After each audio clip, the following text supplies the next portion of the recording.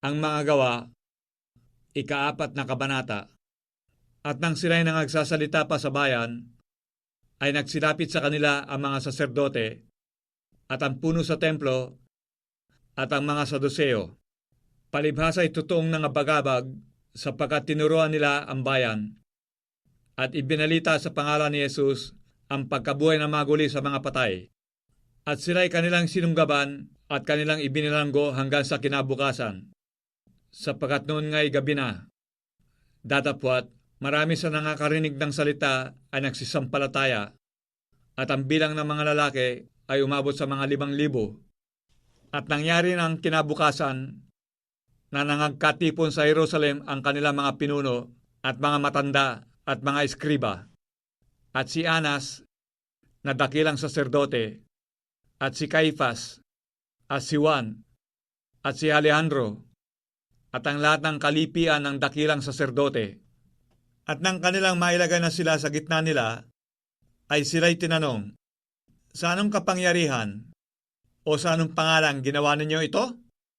Na magkagayoy si Pedro, na puspos ng Espiritu Santo, ay nagsabi sa kanila, kayo mga pinuno sa bayan at matatanda, kung kami sa araw na ito'y sinisiyasat tungkol sa mabuting gawa na ginawa sa isang taong may sakit, na kung sa anong paraan gumaling ito, talastasin ninyong lahat at ng buong bayan ng Israel na sa pangalan ni Jesucristo taga Nazaret na inyong ipinako sa krus na binuhay ng Diyos na maguli sa mga patay. Dahil sa Kanya ay nakatindig ang taong ito sa inyong harap na walang sakit. Siya ang bato na itinakwil ninyong mga nagtayo ng bahay na naging pangulo sa panulok at sa kanino mang iba ay walang kaligtasan sapagkat walang ibang pangalan sa silong ng langit na ibinigay sa mga tao na sukat nating ikaligtas. Nang makita nga nila ang katapangan ni Pedro at ni Juan, at pagkatalastas ng sila ay mga taong walang pinag-aralan at mga mangmang, ay nangagtaka sila at nangapagkilala nila na sila ay nangakasama ni Jesus. At nang makita nila ang taong pinagaling na nakatayong kasama nila at wala silang maitutol, datapwat nang sila ay mga utusan na nilang magsilabas sa pulong, ay nangagsang usapan na nangagsasabi, anong gagawin natin sa mga taong ito? Sa pagkatunay na ginawa sa pamamagitan nila ang himalang hayag sa lahat ng nananahan sa Jerusalem at hindi natin maikakaila.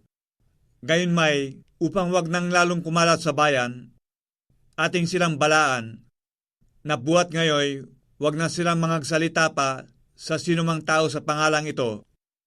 At sila'y tinawag nila at binalaan sila na sa anumang paraan ay wag silang magsipagsalita ni magsipagturo tungkol sa pangalan ni Jesus. Datapwat, si Pedro at si Juan ay nagsisagot at nagsipagsabi sa kanila, kung katwiran sa paningin ng Diyos na makinig muna sa inyo kaysa Diyos, inyong hatulan, sapagkat hindi mangyayaring di namin salitain ang mga bagay na aming nakakita at nangarinig. At sila, na mapagbalaan na nila, ay pinakawalan.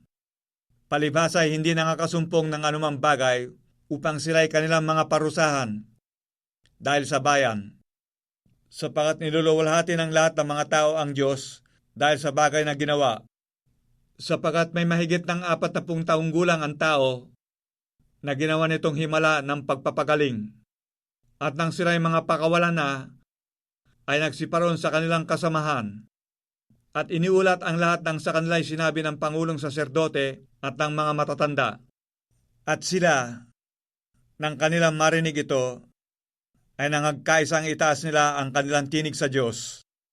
At nangagsabi, O Panginoon, Ikaw na gumawa ng langit at ng lupa at ng dagat at ng lahat ng nangasa mga yaon, na sa pamamagitan ng Espiritu Santo, sa pamamagitan ng bibig ng aming amang si David, na iyong lingkod, ay sinabi mo, bakit nangagagalit ang mga hintil at nagsipaghaka ang mga tao ng mga bagay na walang kabuluhan?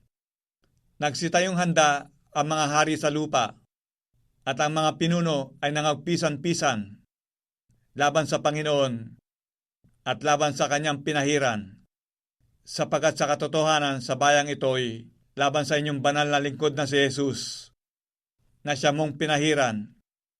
Ang dalawa ni Herodes at ni Poncio Pilato, kasama ng mga hintil at ng mga bayan ng Israel, ay nangagpisan-pisan upang gawin ang anumang naitakda na ng iyong kamay at ng iyong pasya upang mangyari.